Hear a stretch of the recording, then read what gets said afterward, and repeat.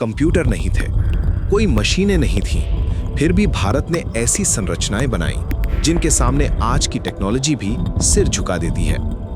रेगिस्तान के बीच एक शहर जहां पानी दौलत नहीं, जीवन था और हर बूंद का हिसाब रखा जाता था। कच्छ का रण।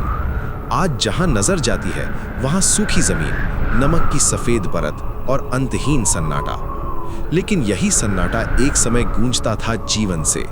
यहीं बसा था धोलावीरा, सिंधु घाटी सभ्यता का एक ऐसा शहर जो प्रकृति से लड़ता नहीं था बल्कि उसे समझता था। और अगर आप इतिहास के ऐसे रहस्यों को आखिर तक जानना चाहते हैं, अगर आपने अभी तक इस चैनल को सब्सक्राइब नहीं किया है तो अभी सब्सक्राइब कर लीजिए, क्योंकि आगे जो सुनने वाले हैं वो आपको सोचने पर मजबूर कर देगा। सोचिए, एक ऐसा इलाका जहां बारिश कभी होती है कभी नहीं होती, जहां नदियां स्थायी नहीं है, जहां सूखा जीवन का हिस्सा है। आज की दुनिया में ऐसी जगह को हम हाई रिस्क जोन कहते, लेकिन धोलावीरा के निर्माताओं ने यही जगह क्यों चुनी? क्योंकि उन्हें अपनी समझ पर भरोसा था। ये शहर कोई संयोग नहीं था, ये एक गहरी सोच का परिणाम था। धोलावीरा में राजा से ज्यादा ताकतवर था पानी। यहाँ की सभ्यता जानती थी, अगर पानी नियंत्रित है तो जीवन सुरक्षित है। इसलिए शहर की पहली योजना महल या बाजार नहीं बल्कि जल प्रबंधन था। ये आधुनिक सोच नहीं थी, ये जीवित रहने की समझ थी। लेकिन यहाँ एक सवाल उठता है, आज जब सैटेलाइट है, सुपर कंप्यूटर है, हाईटेक इंजीनियर है, तब भी हम पानी की समस्या से जूझ रहे हैं। तो 4500 साल पहले धोलावीरा ने ये कमाल कैसे कर दिखाया? इसका जवाब अभी सामने आने वाला है। धोलावीरा ने पानी जमा करने के लिए एक नहीं, दो नहीं, बल्कि पूरे शहर में फैला जलाशयों का नेटवर्क था।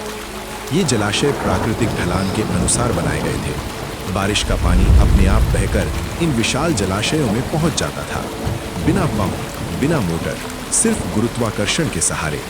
ये विज्ञान था, लेकिन किताबों में नहीं, जमीन पर लिखा गया विज्ञान। धोलावीरा के जलाशय मिट्टी से नहीं बने थे, वे बने थे विशाल तराशे हुए पत्थरों से। क्यों? क्योंकि मिट्टी रीसती है, पत्थर नहीं। ये एक साधारण बात लगती है, लेकिन यही सोच हजारों साल आगे की थी।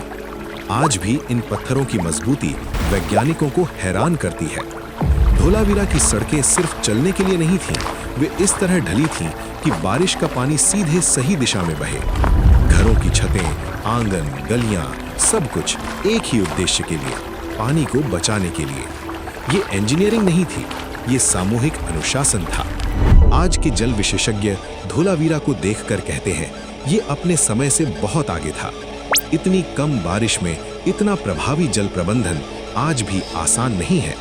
धोलावीरा आज की सस्टेनेबल प्लानिंग का जीवित उदाहरण है, भले ही वो खंडहर बन चुका हो। लेकिन अब सबसे बड़ा सवाल, अगर धोलावीरा इतना उन्नत था, अगर पानी की कोई कमी नहीं थी, तो फिर ये शहर चुपचाप इतिहास से क्यों गायब हो गया? इसका जवाब हमें खुद से डराता है। धोलावीरा हमें सिखाता है, तकनीक से पहले समझ जरूरी है। प्रकृति को जीतने की नहीं, उसके साथ चलने की। हमने उस समझ को खो दिया और आज उसी की कीमत चुका रहे हैं। जब दुनिया कहती है एंशिएंट मतलब प्रिमिटिव, धोलावीरा जवाब देता है एंशिएंट मतलब विजनरी। ये भारत की वो बुद्धि है जिसे हमने भुला दिया, लेकिन जिसने हमें बनाया। शायद भविष्य की सबसे बड़ी खोज नई मशीन नहीं होगी, शायद वो ज्ञान होगा जो हम पीछे छोड़ आए।